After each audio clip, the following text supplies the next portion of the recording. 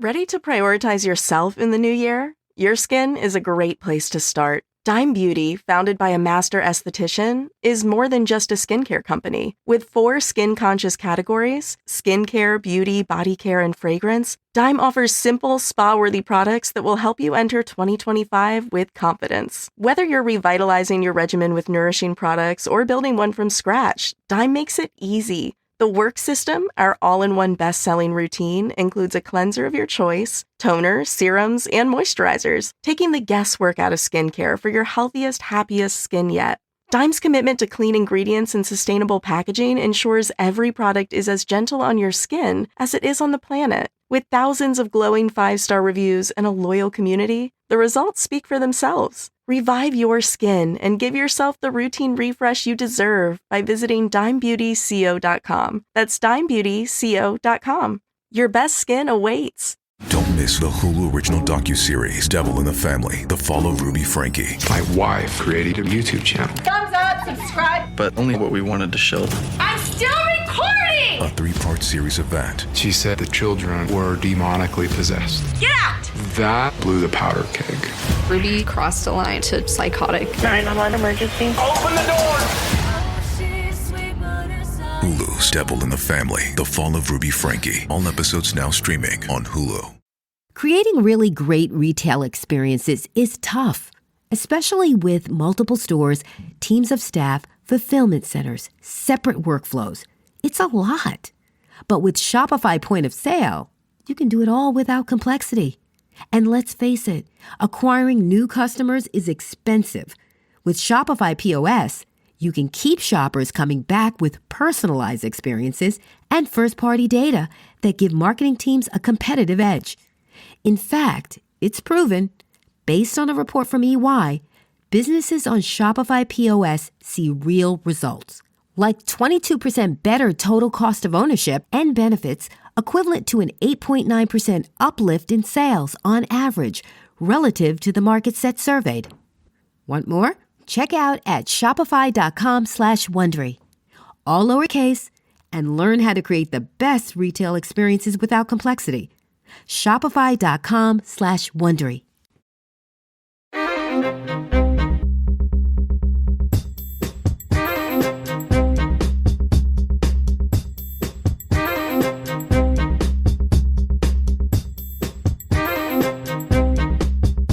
Hello, everybody, and welcome back to Small Town Murder Express.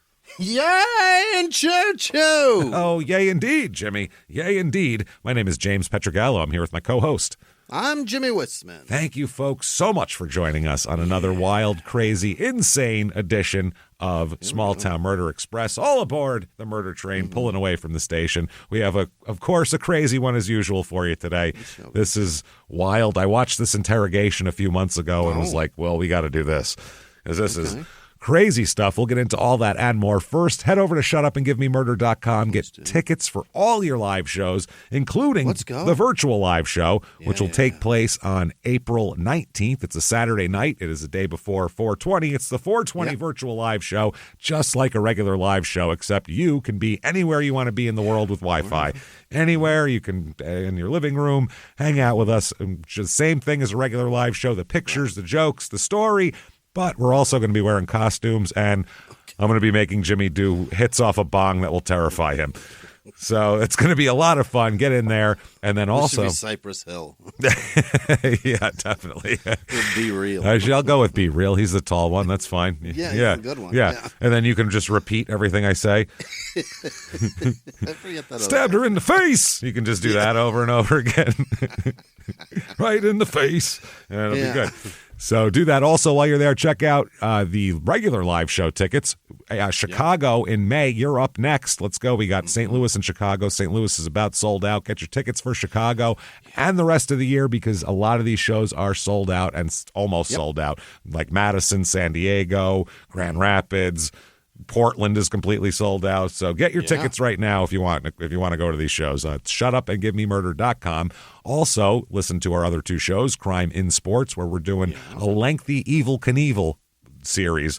It's terrific. You don't have to like sports at all. Just a crazy story about a crazy guy The most American story that's ever been told, put it that way. So check that out, and then listen to your stupid opinions as well. It's the funniest hour in podcasting, so check that out. Then get Patreon. Patreon.com/CrimeInSports is where you get all of your bonus material. Anybody $5 a month or above, you get everything. You get a whole back catalog with hundreds and hundreds of episodes that you've never heard before of bonus stuff. New ones every other week, including this week, where you get one crime in sports, one small town murder, and you get it all, everybody.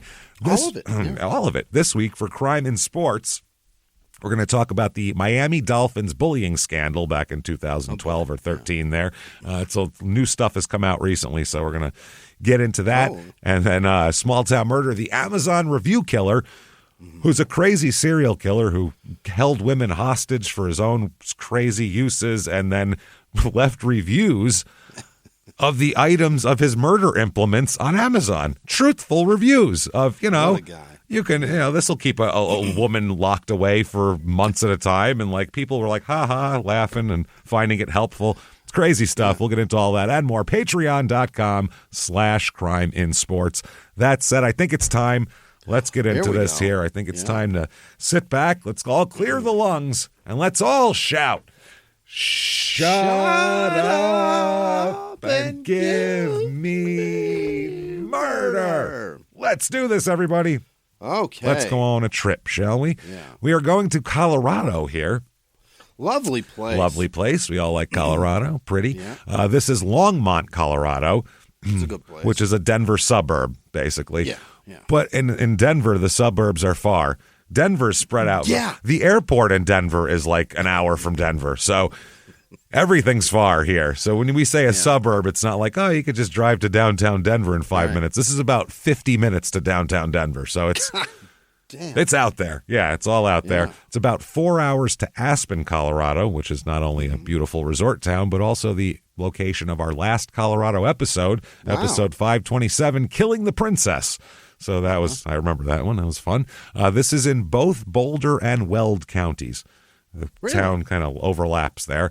Population here is 98,789. And it's a suburb, but it's very suburby. It's not a city. It's spread out.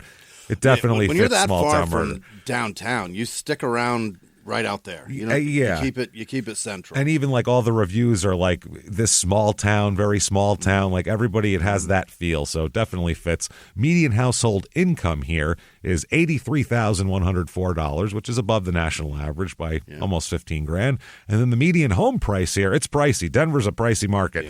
Here it is $535,800 to live an hour outside the city, basically. That is brutal, man. A little bit of history here. Longmont was founded in 1871 by a group of people from Chicago.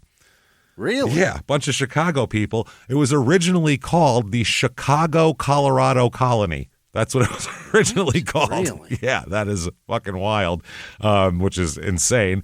These men sold memberships in the town.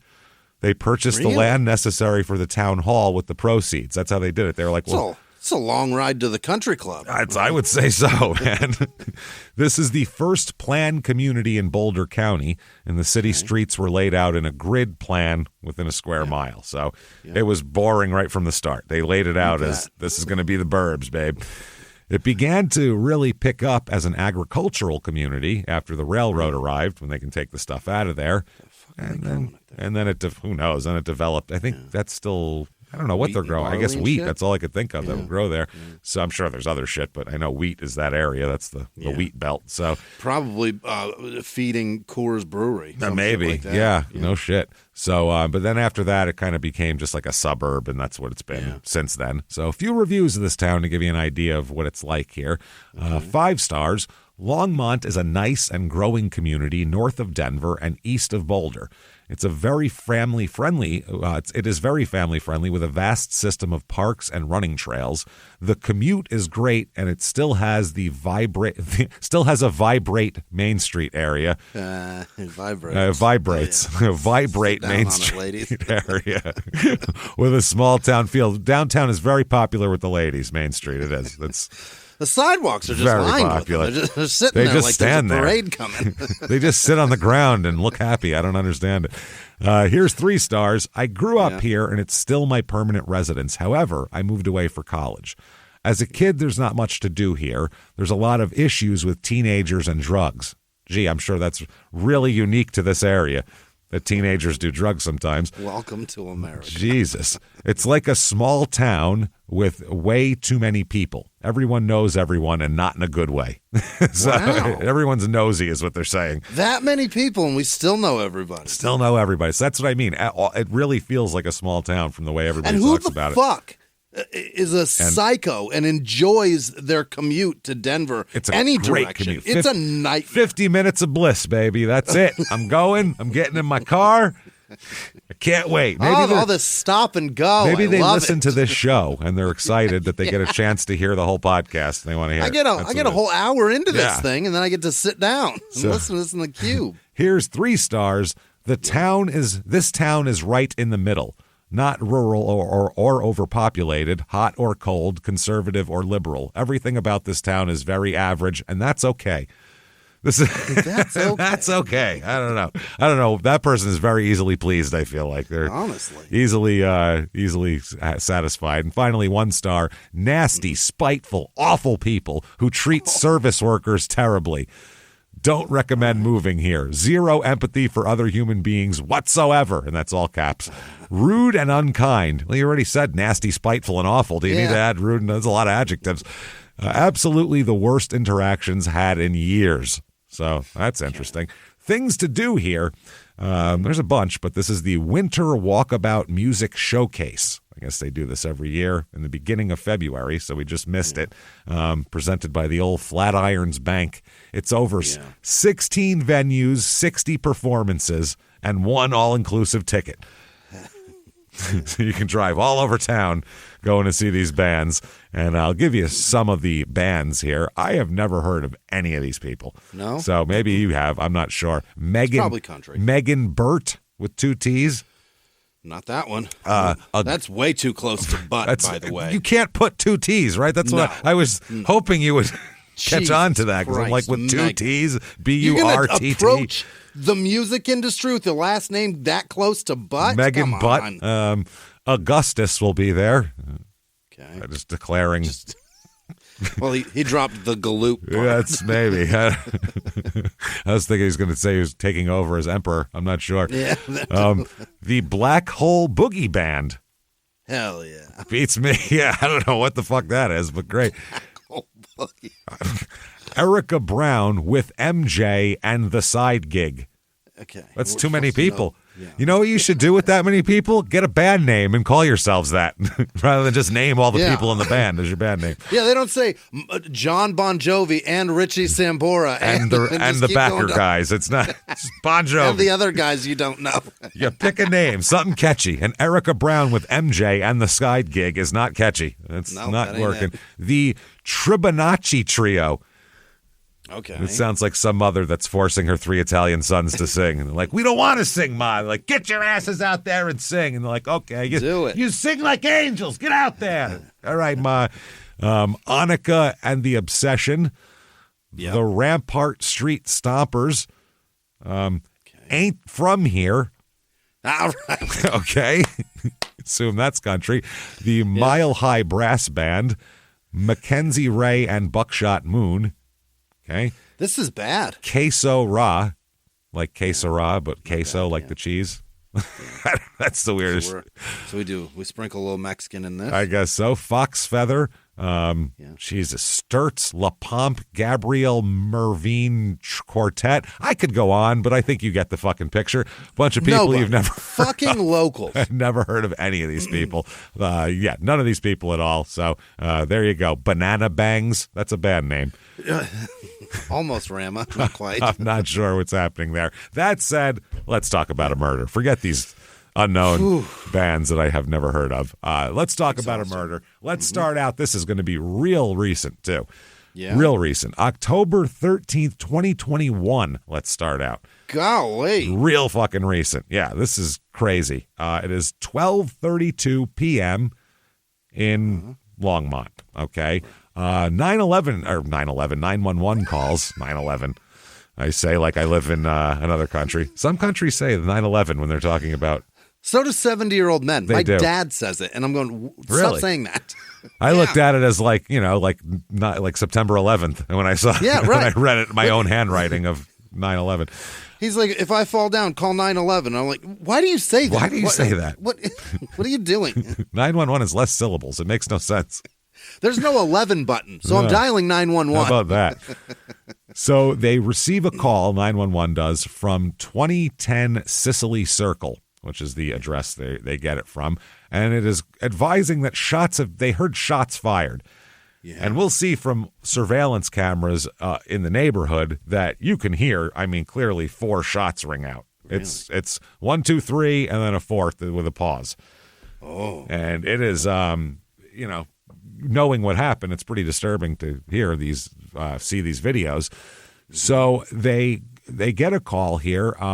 Now it's a woman saying that a postal worker was shot at the end of their driveway. They said our mailman someone shot him, and we saw, somebody running away. We saw a man with a hoodie on and a blue mask running away from it.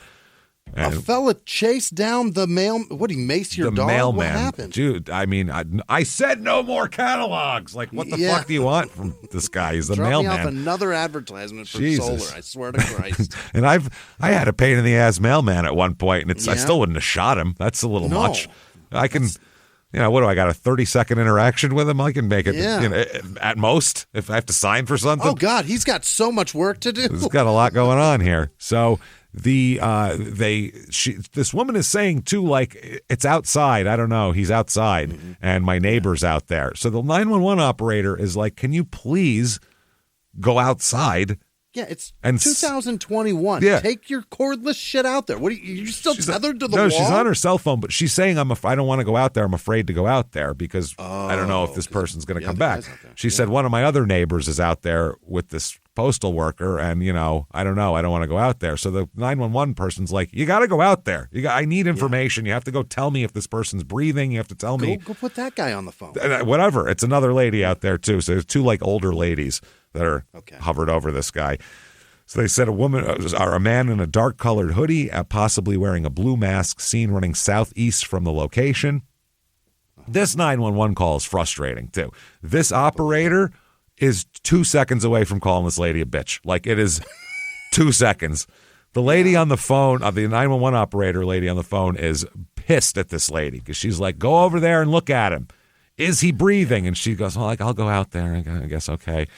And she's so casual about this. And she's like, he's bleeding. And they're like, from where? She's like, I don't know.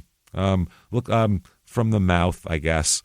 And they're like, okay, can you see? Where is he shot? Is he breathing? And she's like, I think he's breathing. And then and they're like, well, you need to perform CPR. Can you get down there, check to see if he's breathing and perform CPR? And she's like, I don't know how to perform CPR. I'm not doing that. And the lady's like, someone's got to perform CPR. She's like, I don't care if you know or not. I'll fucking tell you how to do it. Yeah, she's like, ask the lady with you. Does she know CPR? Or is someone willing to do CPR? This lady would not go near this man. Wow. Basically, she did everything but say, gross. Like, it's like, dude, help this guy. You understand how messy this is. Can you send somebody qualified for that? If I'm ever shot and killed and this lady's calling 911, I'm going to be fucking upset because... And then at one point she's like, no, I don't think he's breathing anymore. And what? Yeah. And then the 911 operator's like, can you get down and first of all, make sure he's not breathing and then start fucking CPR if he's not breathing. And That's a real casual ass way to say, I think I just watched him die. Yeah, I think this guy just died in my driveway. Right. And then she's like, I don't know. Like, she's like, not do it. And the lady's like, ma'am. And then she goes, the lady on the other line's like, oh, well, the police are here now, so I'll let them handle it. And the 911 operator. Police don't do that. The 911 lady just goes, yeah, just do that. Just do that. And hangs up. Like, she's just like, I want to fucking strangle you, you asshole. You're making my job really difficult. So anyway, this poor postal worker is shot 4 times and dies in this neighborhood. Jesus. In front of a bank of mailboxes. It's one of those neighborhoods that has the banks of mailboxes. So you got to stop and and walk down to you. Yeah, it's one of those. And so he's laying there. He has got 3 gunshot wounds to the body and a gunshot wound to the face. Oh, to wow. the face. So I think it was 1, 2, 3 to the body and then 1 to the face after that. Oh, my, to make sure. To make sure. So this is like someone's really mad about too many Publishers Clearinghouse fucking advertisements coming to them. Yeah. I don't know what's going on here. McMahon's never showing up. Yeah, well, he's dead now. He's all dead. So this was next to near a cluster of mailboxes on Heather Hill Street, just west of Renaissance Drive. And so there's different varying witness statements as far as how many gunshots. Some people heard 5, some people heard 3. It's 4 based on the video that I heard. I heard 4.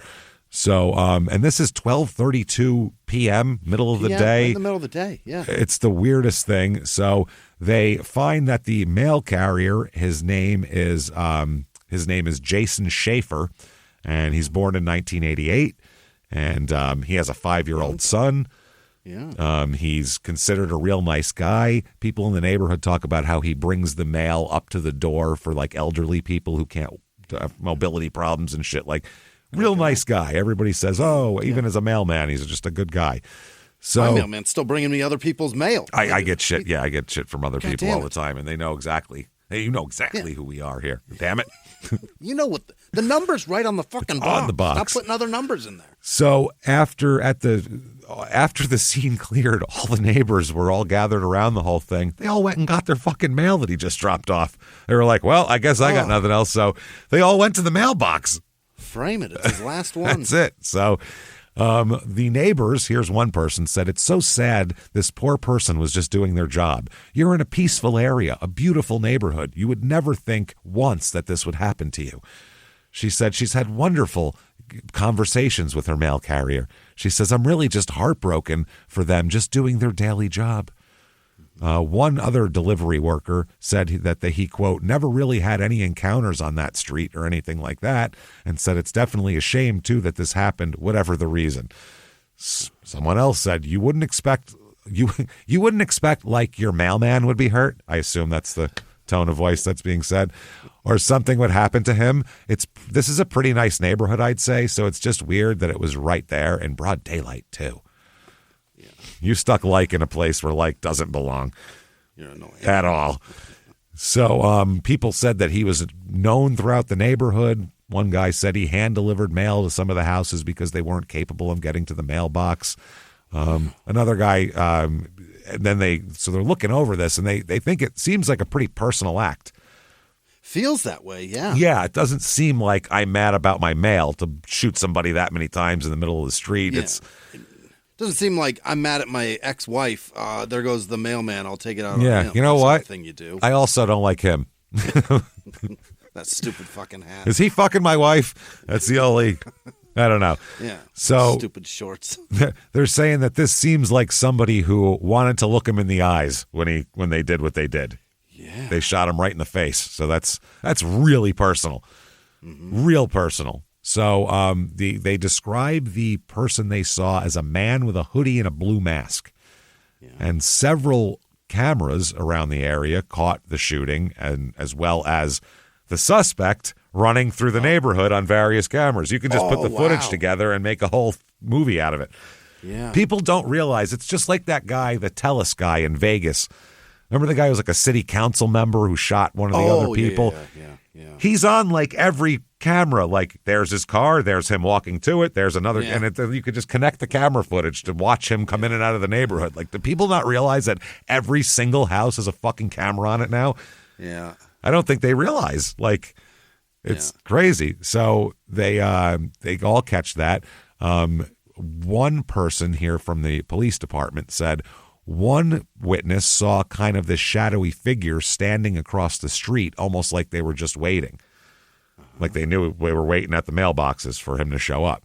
Another person said whoever this person was, they specifically had waited for Jason to be by himself before approaching from across the street.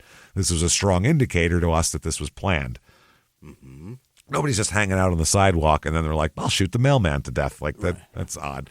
So these video cameras here, they have one that has the shots heard, and I've seen the video, and you hear the shots, and then you see a small, dark-colored little SUV traveling westbound on Heather Hill Street.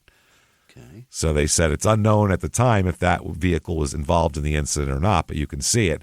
You can also see a person running southeast across Heather Hill Street on these like towards or away from that car? Towards the car, yeah. Okay. So they said the one camera here found at 12:06, this is 26 minutes before the shooting, that a black Nissan SUV missing the right front passenger hubcap was seen driving past the residence, then back onto Summerlin Lane, eastbound toward Renaissance Drive. You better not ever commit a murder in a car that is Distinctive. very easily identifiable. Yeah, a distinctive looking car. Right. Get yourself with missing a hubcap. Yeah, get yourself a white Chevy Malibu with all the hubcaps. Every rental car on earth. That's all they'll know. Yeah. So another camera that was on the back of the house facing west toward Renaissance Drive got at 12:32 p.m. This video caught a person running southbound from where the incident happened. They said the person didn't seem particularly tall and was wearing what appeared to be a long-sleeved dark-colored top with a possible hood and dark-colored pants and a blue face mask again. So again, a resident here at 2420 Summerlin Court, they said that they saw a black SUV, which they thought was maybe a Subaru, backed into an access road to a field at the end of Renaissance and Summerlin Drive. So this is like a whole setup. Yeah. Somebody was waiting. They had a car parked. In the joint. Yeah. Yeah, this is crazy. So the postmaster arrives at the scene. The big boss of the area. I'm sure it wasn't the United States Postal, Inspector General or whatever. I'm sure it was just whoever I don't know what he is. runs the local post office. He shows up here and right away looks down, sees who it is, and says, "quote Did the baby mama do it?" That's that's his first statement is, "Did the baby mama do it?" Which is interesting. Yeah, very interesting. He does have a child, a 5-year-old child, with a woman named Devin Rebecca Schreiner, who is a few years younger than him. She is born in August of 1995, and they had been having some contentious back and forth about custody of the kid. So the police start their investigation. They say this is not a postal. This isn't business. He wasn't killed over business. Probably has nothing to do with the post office. We're all upset about that rate hike in the stamps. Goddamn fucking 3 cents, really? So they look into his personal life, and of course his ex-girlfriend, who, by the way, this guy knows the quote baby mama because she also is a post office worker. She's a mailman. Is that right? She's also a mail person. So okay. Yeah. So they met while they were working for the U.S. Postal Service, and back in 2013 or something. Is that a real incestuous group? I guess so. I mean, I think everybody that works together just fucks each other. That's just the way it works. Yeah, I suppose. Yeah. I mean, I don't know. I'm not an office guy, and you were in your truck the whole time dealing with, linemen and shit, so probably wasn't the same for us. But I think if you I work... don't want to fuck them anyway. No, I would hope not. You want to fuck a dirty guy named Ralph? They all got nicknames, man. Of course they do, because their name's Ralph. Nobody wants to go by that. So their son was born in 2015, like we said, and then they were not together very long after that.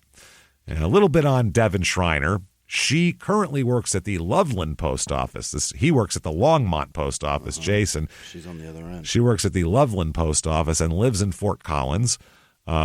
Jason's mother said Jason wanted a family, so when Devin got pregnant, he was very happy, and we were very happy for them. But right after the birth of the son, there was trouble, and apparently he moved out when the kid was about 6 months old. He moves out. That's a fast relationship to sour. Quickly, yeah. They didn't even give it a chance to. We'll get through this first year and see if it gets any He's easier. Still got a soft spot, for Christ's sake. For That's sure, crazy. Yeah. He's on stage 1 still, for fuck's sake. Yeah. He's not even getting the little tiny chunks. So they break up. The mother, this is Jason's mother, said their values were not the same. She did not want to work. She felt she didn't have to work being a mother, but you need 2 paychecks. Their relationship started to deteriorate and they broke up. Jason tried to get along and co-parent together, and that wasn't working very well. So Jason wound up getting a lawyer to set up a parenting plan. Oh, boy. They don't get along at all. As a matter of fact, it's been getting worse and worse and worse, and we'll tell you a few factors why.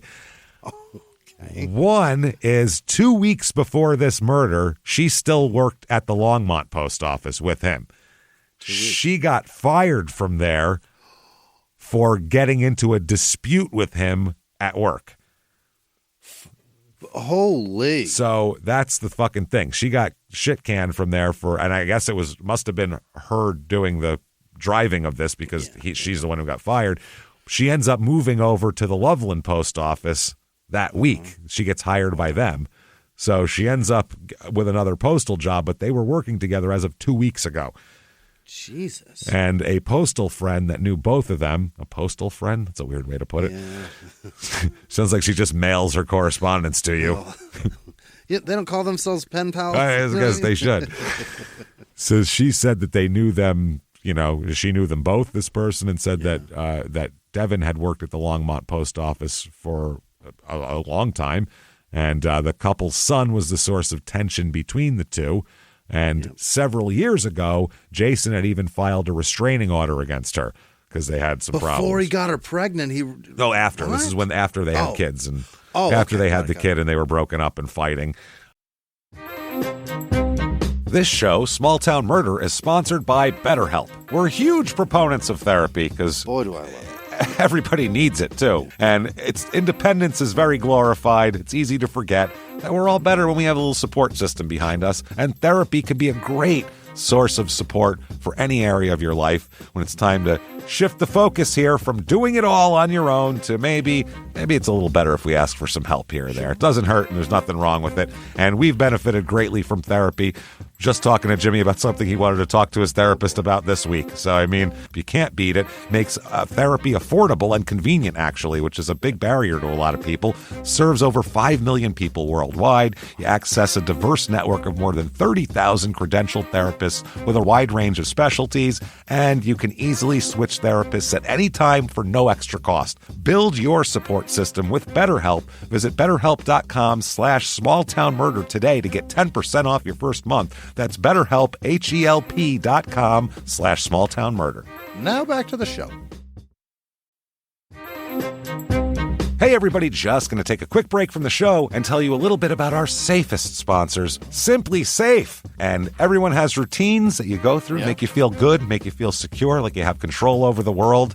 And a lot of times you don't, but you do if you're us. And your routine includes arming your Simply Safe home security system. You know that's going to do well for you.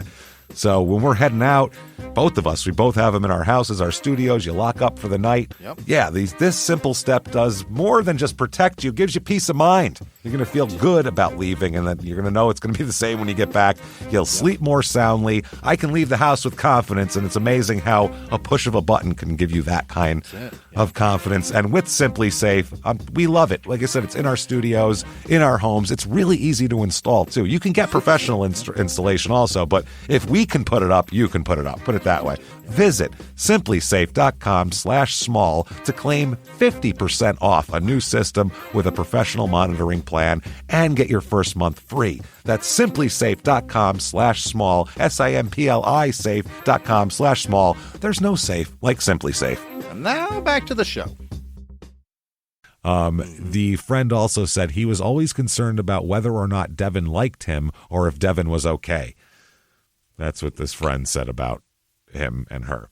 Now, 2 days earlier before the shooting, so that was 2 weeks earlier, she got fired and had to go get another job with another post office. 2 days before he was killed, Jason filed for increased custody of his son. 2 days. Oh. She was just... More kid, less money. She was just served the day before with the notice for it. Shit. So... that's interesting. A county prosecutor later said, in looking at her phone, it was clear that she was served with paperwork. She was aware that he was seeking increased custody and time with their shared child. That's not good. And then if that's not enough to cause, and that's enough to cause a lot of strife in a relationship, here's the big kicker now. Oh? As of June of this year, for the last few months, Devin's sister, Rosa, has been living with Jason. She moved in there with him. They're in a relationship now. Rosa and Devin hate each other now. Clearly. This is not going well at all. Very bad. So he is going to be an Uncle Daddy. He's an uncle. Yeah, she's going to be an auntie mommy, one of the two.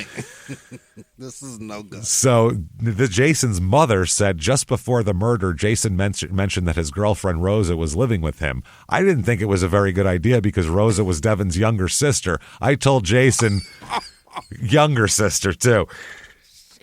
I told Jason, quote, "You've opened up a bad can of worms here." Yeah, that's not only a can of worms, they're all rotten in there. They're all dead. And rotted and festering.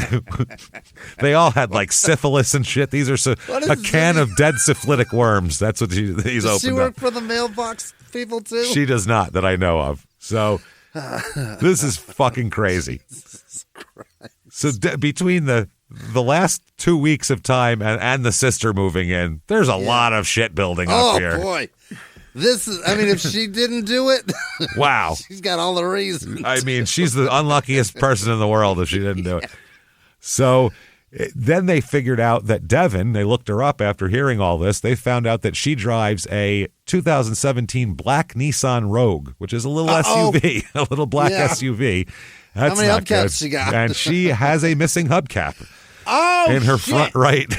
front right passenger. In the one that we need to be missing. Not good. As a matter of fact, you can see because they had an automated license plate reader captured the vehicle in May of 2021, and it can be seen missing the right front passenger hubcap on that picture. She also has a new boyfriend. Also, her not really new. This is she's been knowing and seeing this guy for a long time. I'll tell you exactly how long because it's pretty gross. His name is Andrew James Ritchie. Goes by AJ. AJ Ritchie. He's a prison guard at Englewood Prison. Fantastic. He's a CO, so he's a great guy too. You never know. So they met when he was 20 and she was, buckle up everybody, 13. Oh, Jesus. That's when they met. So there's been something going on. Yuck. Since this time, allegedly, that's been going on here. So that's interesting. Loves a federal employee. She just loves a man in uniform. She doesn't give a fuck what the uniform is. Doesn't care. Doesn't matter. I like a guy with steady benefits. Okay. Get over your AutoZone. So this is one of the people here. The police people said they learned that Devin Schreiner was not happy about Jason dating her sister. We know that for sure. Yeah. She had vented to multiple friends, including AJ Ritchie, about her anger at the situation, including saying such things as, quote, "They have a new family now, my son, Jason, and my sister." Yikes. Shit. Yikes. Now, by the way, younger sister. AJ, this is her boyfriend, is currently living with his ex-wife and kids. And she says ex. I don't know if they're divorced or what, but he lives with them, and the only time she gets to see AJ for the most part is on Wednesdays because he's off that day, and so she'll take her lunch break at his house and fuck him, I guess. That's how that works. Wow. Yeah, it's wild. She comes over every Wednesday for lunch. That's her jam. She is his Wednesday. That's terrible. It's crazy, and their lunches are very classy, as we'll find out, too. Yeah, I'm sure. So they find all this out. They find out that their son, the Jason and Devin's son, goes to the Gateway Montessori School in Longmont.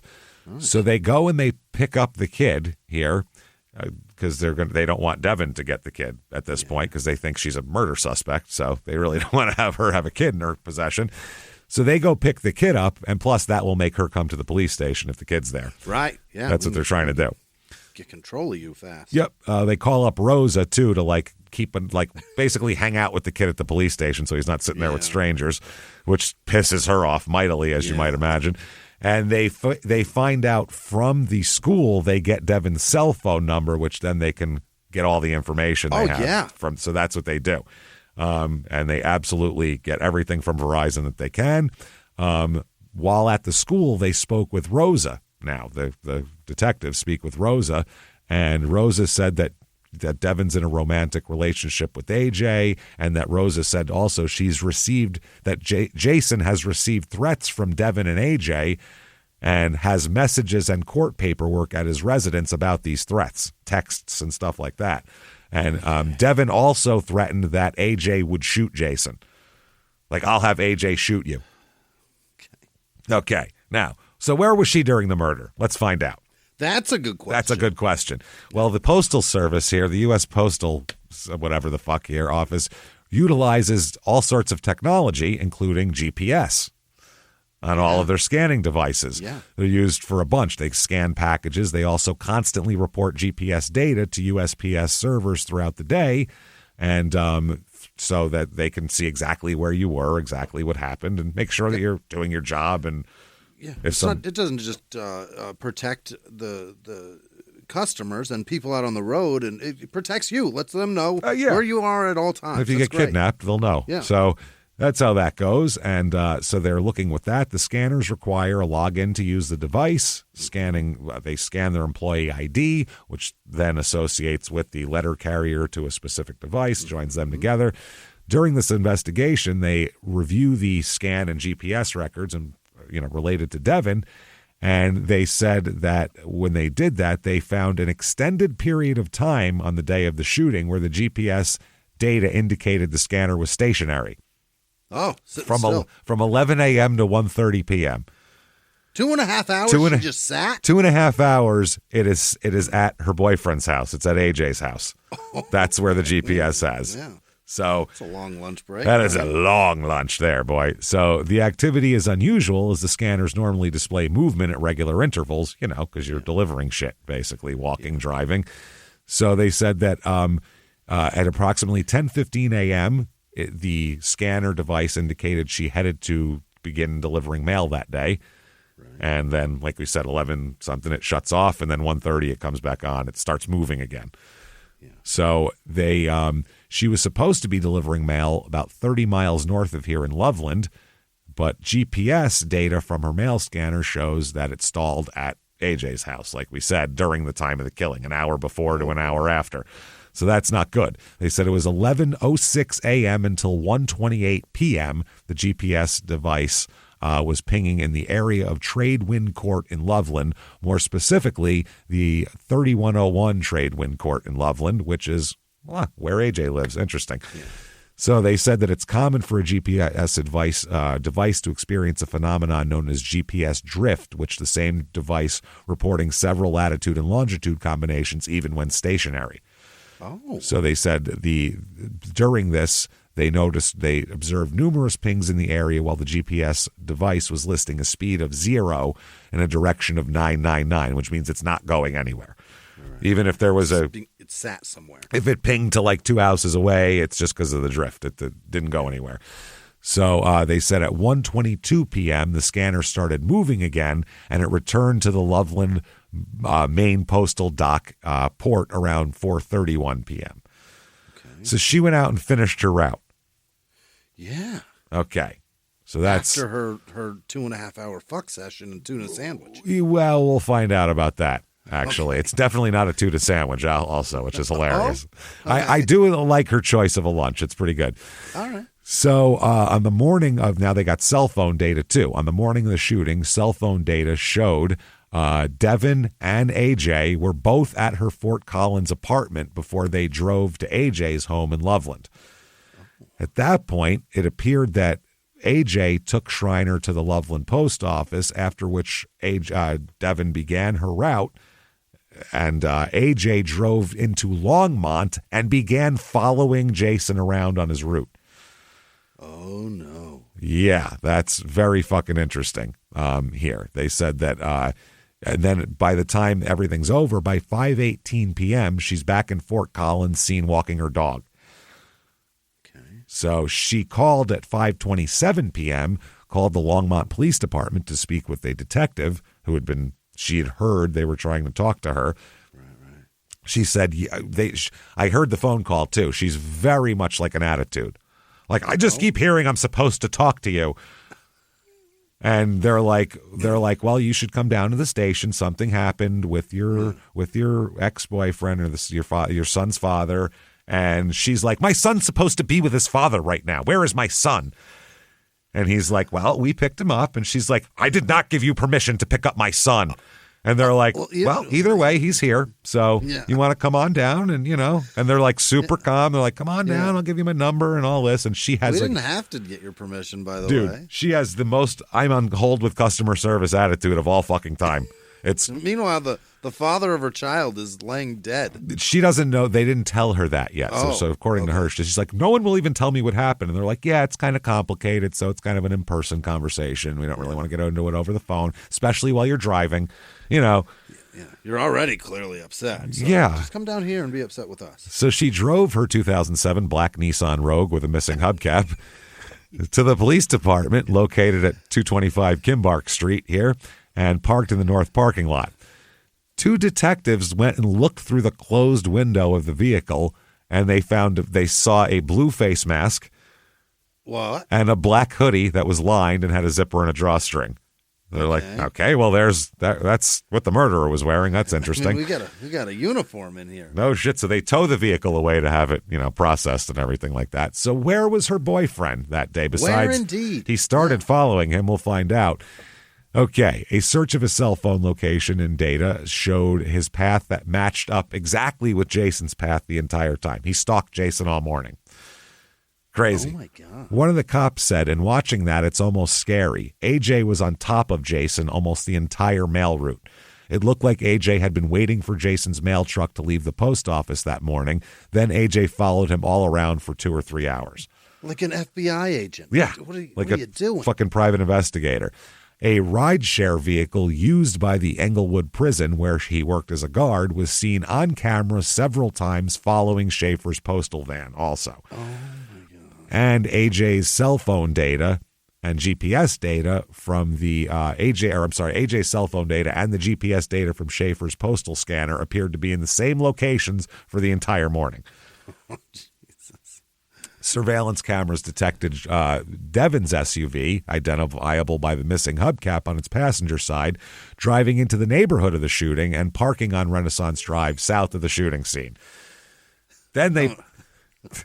This is crazy, right? This is the worst murder. It's the worst murder ever. You can put it together. You can literally make a film out of the cars being followed and people running away, and then you can have next to it running a map of these people following him around. It's the worst murder of all time. It's been GPS coordinated. You might as well have walked into the fucking police station covered in his blood. Would be the only other way to look more guilty than this. You may as well have handcuffed yourself to a cop and walked him while you did it. Oh, shit. Hey, watch this. Jesus Christ. It's fucking ridiculous, man. It's absolutely nuts. Another security camera picked up the person approaching the van. This is Jason Schaefer's postal van. Yeah. Then heard the sound of gunshots, then showed the person running from the area in the hoodie and the blue face mask. Security cameras then captured the person running south before Devin's SUV was seen again, this time leaving the area. It's not good. It's not good. Then they found worse shit than that, if that's possible.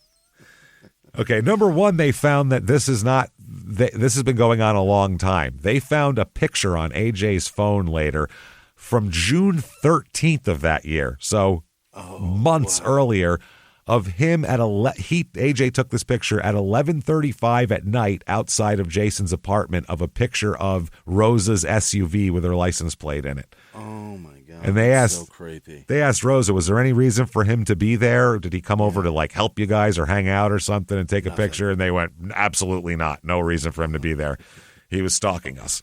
So they found, this is from the detective, quote, there was this saved Snapchat photo that A.J. Ritchie had screenshotted and saved to his phone. It showed an individual taking a selfie in a bathroom wearing the exact same outfit the shooter had on, and it's Devin in the picture. It's a picture of her taking a fucking selfie of herself wearing her murder outfit and sending it to him. And then he, like a dipshit, screenshots it. Yeah. Is this a good murder outfit? Yes or no? This is supposed to disappear, but I want to hang on to this for posterity, and I'm going to jerk off to this. A little later on. You're just seeing your eyes. It makes me hot. If that wasn't enough, shit to go on. Yeah. There's also an assload of text messages that are really incriminating. I don't know if the only thing I can think is that Devin thought they'll never suspect me, even though I'm the ex 2 days ago who's fighting with him at work and has been served with papers 2 days ago, because there's no way anybody who thought they'd be a suspect would even do all this. It's crazy. Fascinating. So it's like she's never heard of Dateline. It's like she's never seen a single nothing. In 2021, that's inexcusable. In 2021, you have to know better, right? This is crazy. Never seen a documentary. Investigation Discovery never came in on her TV years ago. Yeah. It's not on any. You know, we do make fun of people that Google how to murder. I do kind of commend somebody flying by the seat of their pants. At least they tried. The Googler at least tried. These people didn't even try. This is terrible. Like, I'm so good at this. Watch this. It's fucking crazy. Take one. I'm a winner. From July 8th, 2021, AJ sent Devin a text about, quote, ending Rosa and Jason.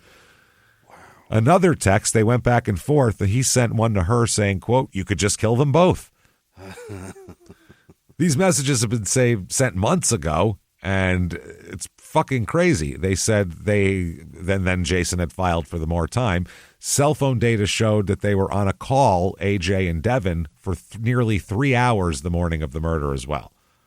So the whole time he followed Jason for 3 hours. So the whole time they're on he's following Jason, he's on the phone with her, telling her exactly what he's doing. Telling her what he's doing. Yeah. They said, we believe he was coordinating with Devin. He was sending information back to Devin about where Jason could be found on the mail route. AJ's the lookout for Devin. So, like we said, she called the investigators about 5:30 and agreed to drive to Longmont to meet the investigator. The investigator shows up in her car with the murder outfit sitting on the front seat like a fucking idiot. Man. She's so bad at murder, this person. So bad at it. I can't believe it. I hope she's a better mailman, or no one has gotten their fucking correct mail in years. This is why she's been fired. This is bad at this. Crazy. So she shows up, and the only way I can explain this interrogation would be, imagine you were just like walking through Target, going through the aisles, and two police officers grabbed you, took you, and sat you in a chair in the interrogation office and said, "We're going to talk to you about a murder." Okay. You'd be like, "Hold on, what the fuck are you talking?" Yeah. That's how she is. She acts like, first of all, she won't even let the detective talk, which is a huge sign of guilt when people do that always. Her eyes are like, you can see the whites of her eyes. Oh. She does not blink the whole time. Oh. Like, has this guy in her sights the whole time. It's like a cat you just got wet. It's, like,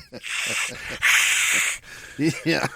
She is angry that she's there.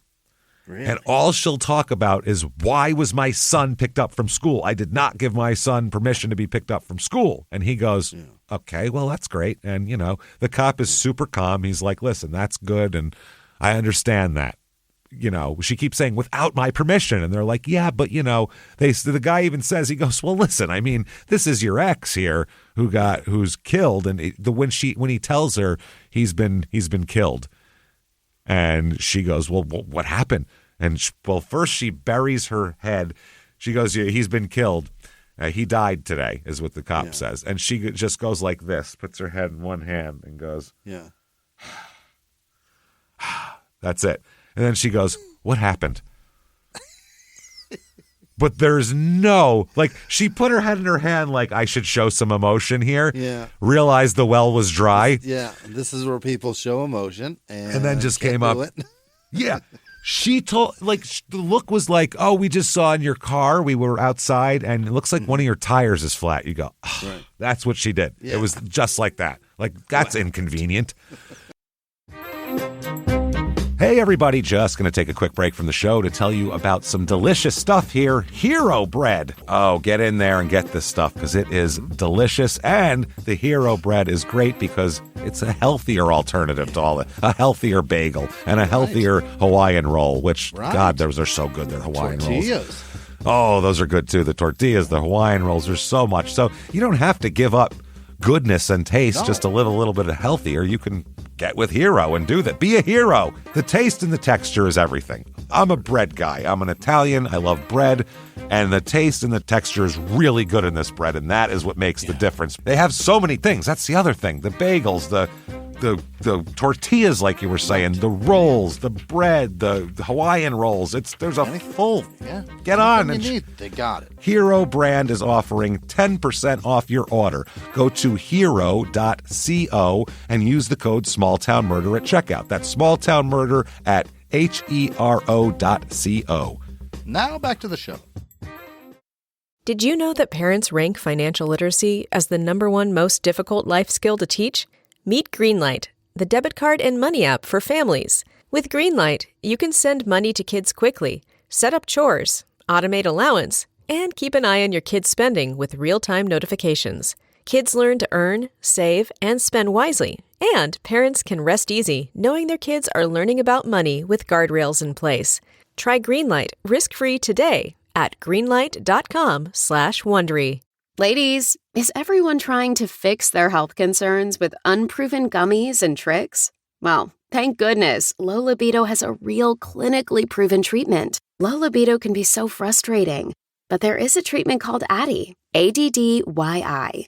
Addyi is the first and only FDA-approved pill proven to boost sexual desire in certain premenopausal women. Isn't that great? A clinically proven option for your low libido that comes from a doctor, not a gas station. Learn more at Addyi.com and take charge of your sexual health with a treatment that's backed by science. Remember, that's Addyi, ADDYI.com. Addyi, or flibanserin, is for premenopausal women with acquired generalized hypoactive sexual desire disorder, HSDD, who have not had problems with low sexual desire in the past, who have low sexual desire no matter the type of sexual activity, the situation, or the sexual partner. The low sexual desire is troubling to them and is not due to a medical or mental health problem, problems in the relationship, or medicine or other drug use. Addyi is not for use in men or to enhance sexual performance. Your risk of severe low blood pressure and fainting is increased if you drink 1 to 2 standard alcoholic drinks close in time to your Addyi dose. Wait at least 2 hours after drinking before taking Addyi at bedtime. Your risk of severe low blood pressure and fainting is also increased if you take certain prescriptions, over-the-counter or herbal medications, or have liver problems. Low blood pressure and fainting can happen when you take Addyi, even if you don't drink alcohol or take other medicines. Do not take if you are allergic to any of the ingredients in Addyi. Allergic reactions may include hives, itching, or trouble breathing. Sleepiness, sometimes serious, can occur. Common side effects include dizziness, nausea, tiredness, difficulty falling asleep or staying asleep, and dry mouth. See full PI and medication guide, including boxed warning, at Addyi.com/PI or call 844-PINK-PILL.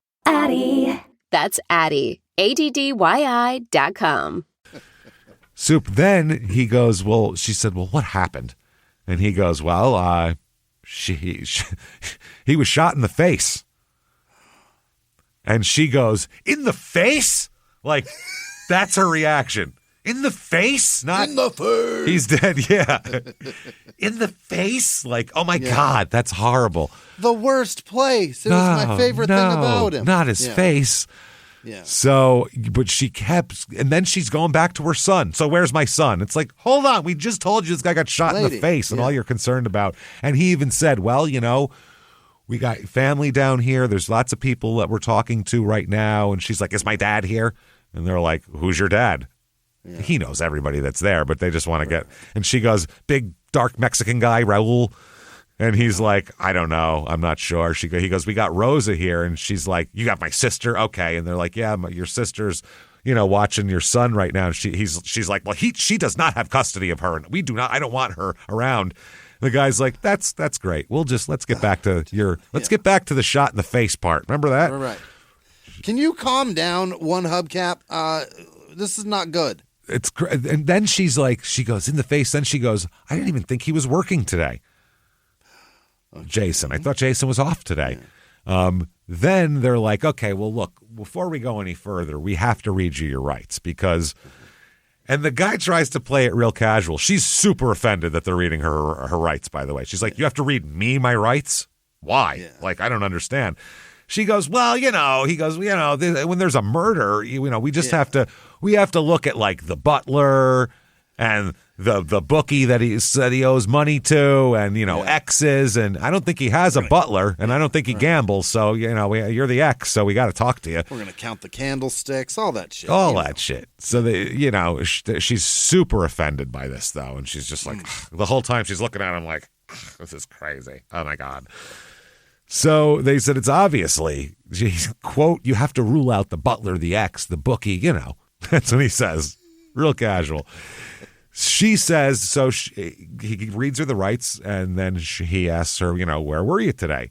Mm-hmm. And she says, well, I was at work, so I don't know what you're even bothering me for. She's like, I was at work, so I couldn't have killed him, obviously. Case closed. That's it. Okay. Expected him to go, all right, never mind. And he even he goes, oh, well, that's great. That's a great alibi. He goes, terrific. He goes, that's good. Then hopefully we can get you out of here pretty quick. We'll get that gunshot residue test, and then we'll get you right out of here. Oh.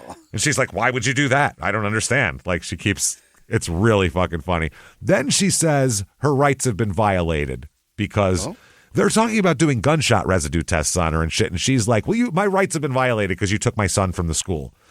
So she thinks she's going to fucking complain her way out of a murder investigation. Yeah, which right was violated? What are you talking about? This is not customer service at the Walmart. This is a fucking murder investigation. You can't just yell your way out of it and stomp off. Yeah. So she says that she's very upset that the sister is with the son again, and she doesn't want the cops to talk to her son either. Yeah. She said, well, you don't have my permission to talk to my son. And they go, well, we don't really need it because he's a witness, so we're going to talk to him. They're just ignoring everything she says. Well, since you're, in custody at the moment, or you're not in custody, but you are a suspect, we're not going to, you don't really have any rights over him right this minute. And since his other parent is dead, we're just going to hand him to someone who doesn't seem like a murderer and see how that goes for now. Also, somebody that kind of sides with us and thinks that we should probably ask him some questions. Yeah, one of those, people. Rosa seems good with it. She seems all right with all this. And so, they tell her, we don't fucking need your permission. We're going to talk to your son. And she's not happy about that. That's like the first 20 minutes, by the way, of just irritating back and forth where you're just like, this fucking lady is really irritating.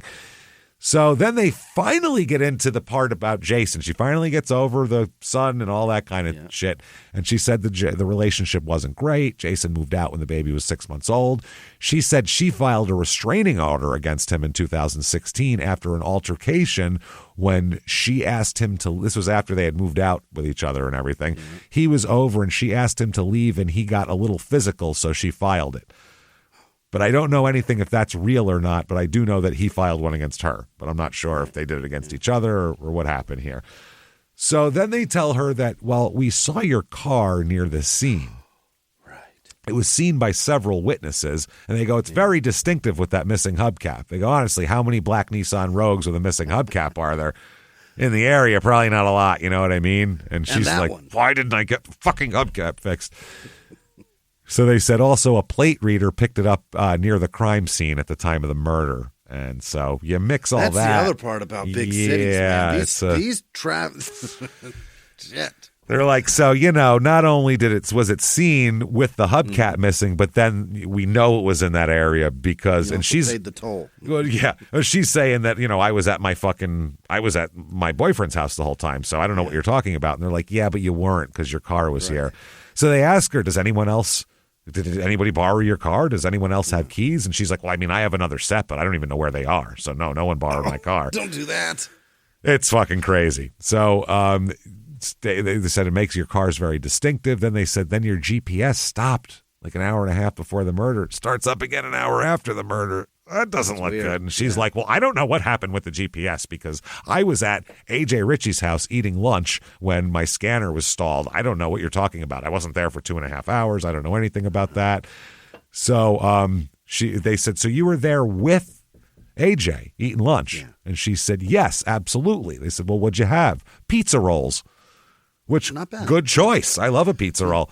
Yeah. They said, what kind? Bag, I hope. Yeah. What kind of pizza rolls? She goes, I don't know. I didn't make them. You can tell in 2 seconds if it's the good one. If it's the Totino's. Are they store-bought or Totino's? Those shit Geno's. Well, we know what. Yeah, we know what they are here. So they said, but you were there the whole time eating lunch with him. Yeah.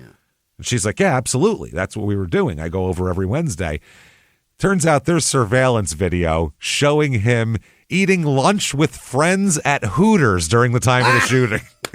He's at fucking Hooters with his pals eating lunch, this guy. He's eating garbage food to look at titties today. He's eating shit worse than fucking pizza rolls. Yeah. I'd rather have pizza rolls than Hooters. Hooters is terrible. Food is awful. That's so funny. So that is fucking amazing. She said that if she didn't scan packages, her GPS might go dormant, but that's maybe why it went dormant. But I was at my boyfriend's house. He was there with me. And the guy says over and over, he goes, people just don't kill mailmen for no reason. They're like, it's just not a real highly targeted group of people. It's just not. Yeah. They blend into the landscape, too. Nobody's even looking for them. Yeah. And then they also say, we've also heard, because Jason told a lot of people this, that you told Jason that your boyfriend, AJ, would, quote, shoot him. Is that true?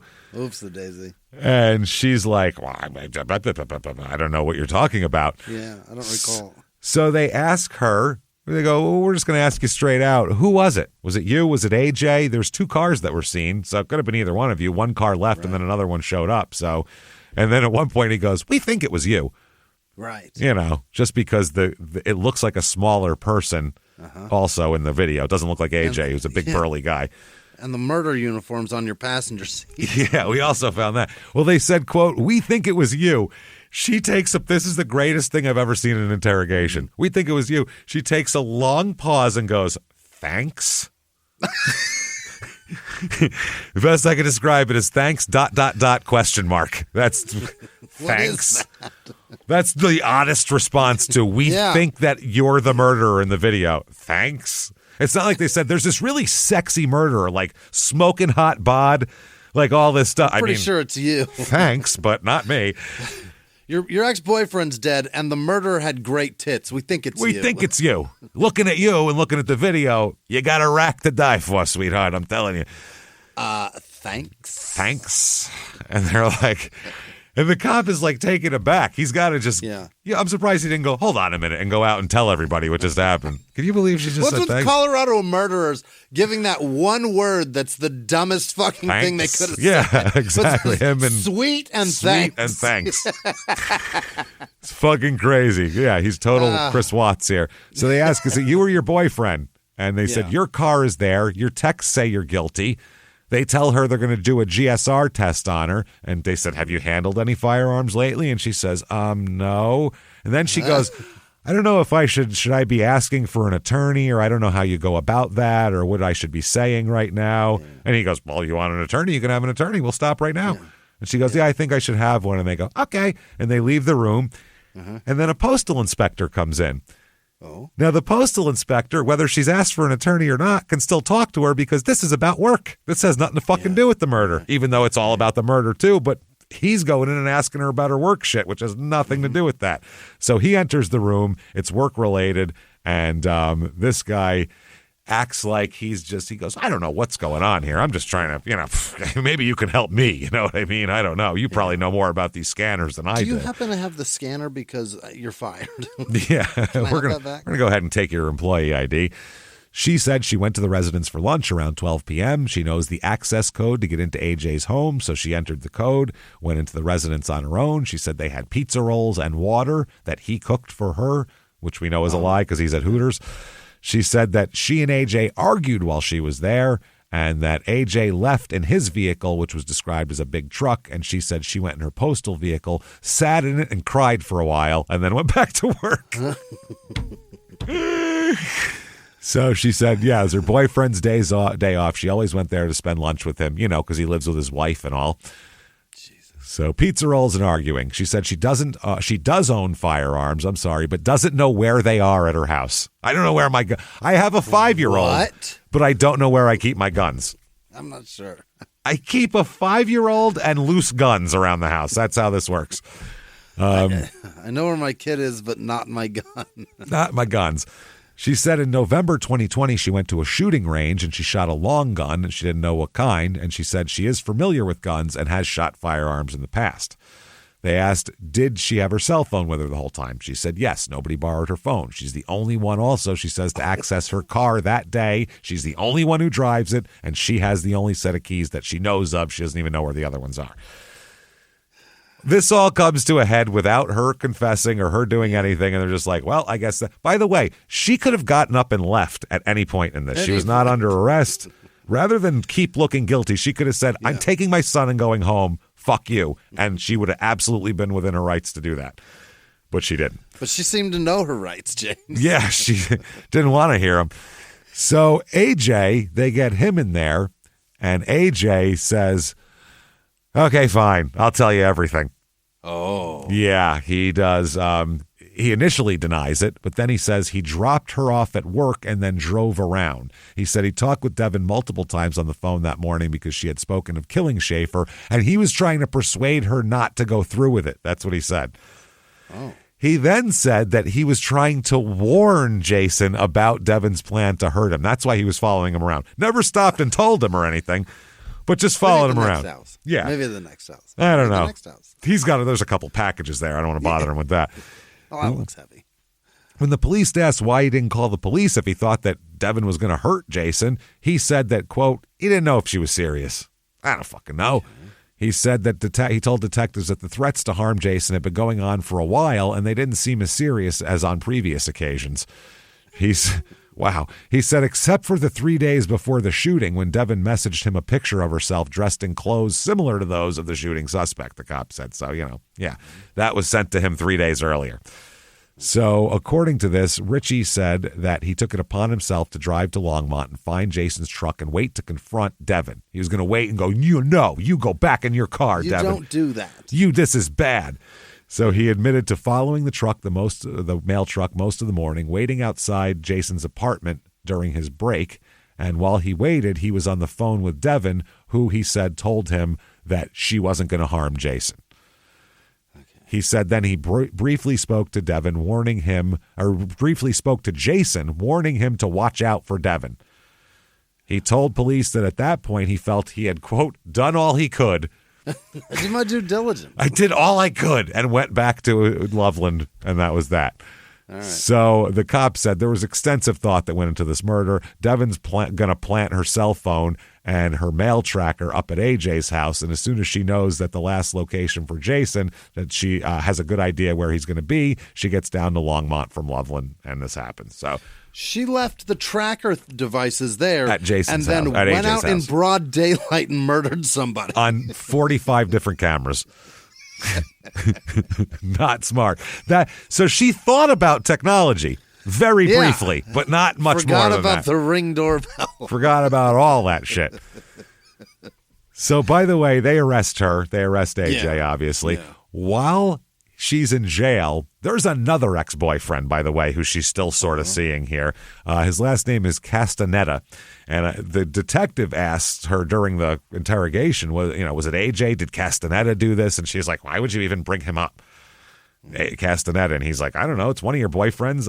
Maybe you got him to do it, or maybe he was mad about Jason or something. And she's like, no, I don't even talk to him. That's silly. Okay. So as soon as she's in jail, she's talking to him every day on the phone, by the way, this Castaneda guy, who's this guy is a fucking tool.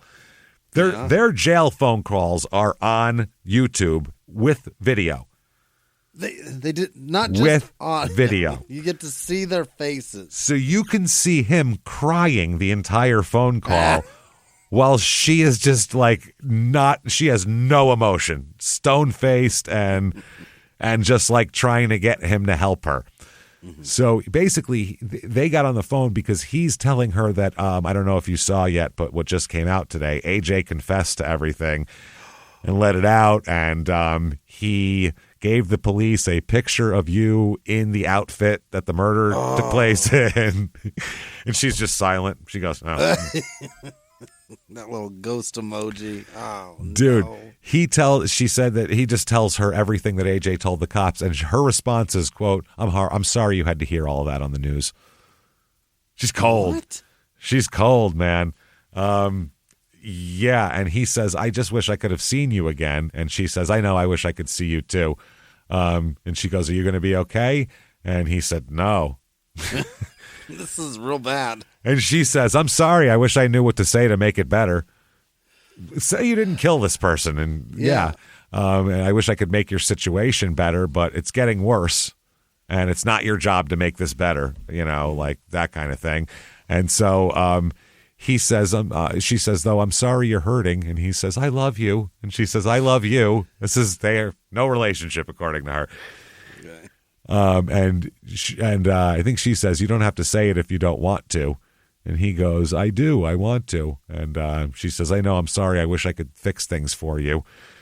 And she said, I don't like seeing you upset. And, no, I don't want to use the kid's name at all because he's still definitely a minor. And her son's having a hard time because it's in the actual thing. Shit. But we won't use his name because that's crazy. I know you're having a hard time.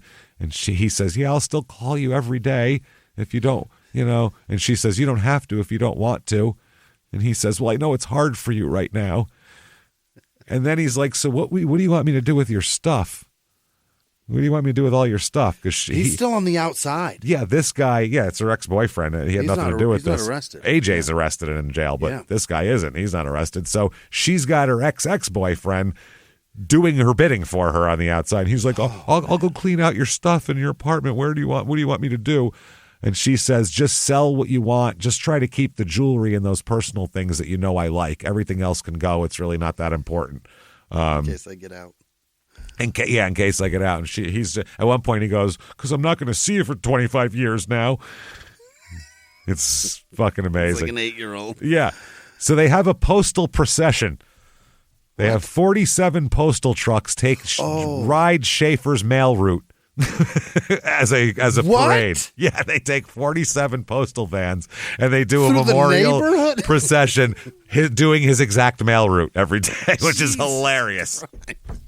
I don't mean to laugh. This poor guy is a fucking, but that's hilarious. Jason would go, guys, calm down, chill. You don't need to do that. Go around the block once. I don't need 47 trucks going down my street. That's crazy. Yeah, you're like, what the hell is going on out there? Are we being invaded by the post office? What's happening? Are they a military force now? Guys, the post office is taking over. Be careful. So sorry, my wife's got an Amazon thing. I apologize, guys. It's Christ, that's amazing. So his mom speaks at the memorial and says, one thing I've learned through all of this is that he was like a little hummingbird, a butterfly. He just brought so much joy and whimsy to all of us. She said, I thought, she said, I thought it was me. I would listen for the sound of his old mail car. And all the residents were there, too. One person said, this answered nothing. It wrecked everybody. It wrecked her family, his family, people around him. None of this is an answer, meaning the shooting. Yeah. Postal workers recalled him as a great softball player on the post office team and a good friend. Nice. One guy said, it's been a week, and I'm like, are you on long vacation? I've been waiting for a text and be like, I'm so sorry. I can't believe all these people came out. So Devin goes to trial here, and her defense is that, the prosecution is saying that she's upset because he was dating her sister. Duh. Custody stuff, you can take the rest from there. The defense said that Devin was corrupted by AJ. Oh. That's the real culprit here is AJ. They said, quote, Ms. Schreiner is not a murderer. She was the weapon, but she was AJ Ritchie's weapon. Is that right? Even though all the motivation to kill belongs to her, not him. He's married. He has no time for this shit. Except for he's wandering around following the guy. That's fucked It's his day off on Wednesday. Yeah. Okay. It's when he usually fucks his girlfriend. Instead, he'll do some. The defense said that he's corrupted her. So they also said that AJ had groomed her since she was a child, and that they met when she was 13 and he was 20. I don't know when a sexual relationship started, but that's when they met. So I hate it. They show all of that mountain of evidence, of technological evidence, and it is guilty. I mean, there's no way out of this shit. She doesn't.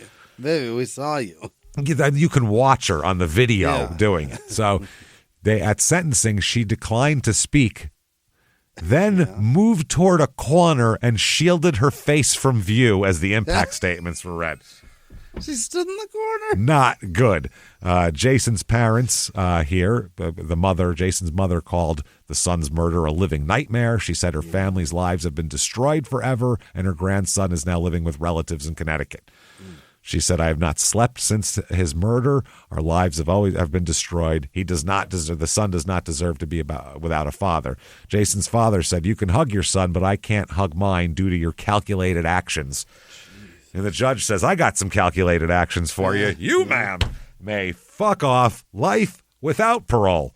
Oh, boy. Dick-eating line starts that way. How many women are serving that? That's what I mean. This is cold, man. This is fucking cold. So during the trial, they bring AJ to trial too. Yeah. And during the trial, they show his cell phone being tracked along the route. And I mean, he's just as obviously guilty as she is. Yeah.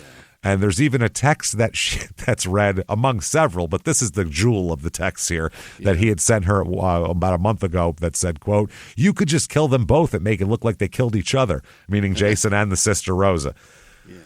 In closing statements, they described him as the eyes and ears of Devin Schreiner's murder operation, and he is found absolutely guilty of first-degree murder and sentenced to, you, sir, may fuck off, life without parole. Correctional officer in prison. Wow. Hopefully for him, not that prison. So they said with today's guilty verdict, the two people responsible for this premeditated and cold-blooded murder will be held fully responsible for killing Jason Schaefer while he was delivering mail. They said the two robbed Jason's family and U.S. postal colleagues of a beloved son, father, and friend. Not the postal colleagues. God damn it. So this is horrible. The guy seemed like a nice guy and definitely didn't deserve to be murdered while he's delivering. No one deserves to be killed at work. That's terrible. No, not at work. Do it in the off time, for Christ's sake. So there you go. There's Longmont. There's a crazy story. Going to do the end real quick here because we're running late. Definitely shutupandgivememurder.com. Tickets $4.19 is the 420 virtual live show. Right. Can't wait. It's available for 2 weeks after it too, just like a regular live show, but in your living room. Shutupandgivememurder.com. Get those. Get your tickets for regular live shows. Chicago, May. Get your goddamn tickets right now. Definitely follow on social media at Small Town Murder on Instagram, at Small Town Pod on Facebook, patreon.com/crime and sports. All your bonus material, $5 a month only. And you get a huge back catalog immediately upon subscription. Hundreds of episodes this week. One Crime and Sports, one Small Town Murder. You get it all. Crime and Sports, 2012 Miami Dolphins bullying scandal. Amazon reviews killer for Small Town Murder. Crazy killer, serial killer, reviewed murder products on Amazon.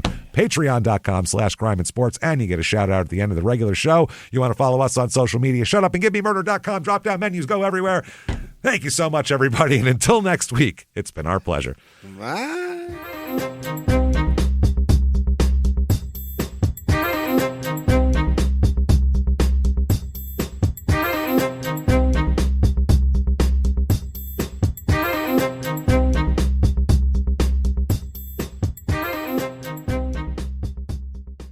If you like Small Town Murder, you can listen early and ad-free now by joining Wondery Plus in the Wondery app or on Apple Podcasts. Prime members can listen early and ad-free on Amazon Music. Before you go, tell us about yourself by filling out a short survey at Wondery.com/survey. Imagine this. You help your little brother land a great job abroad. But when he arrives, the job doesn't exist. Instead, he's trapped in a heavily guarded compound, forced to sit at a computer and scam innocent victims, all while armed guards stand by with shoot-to-kill orders.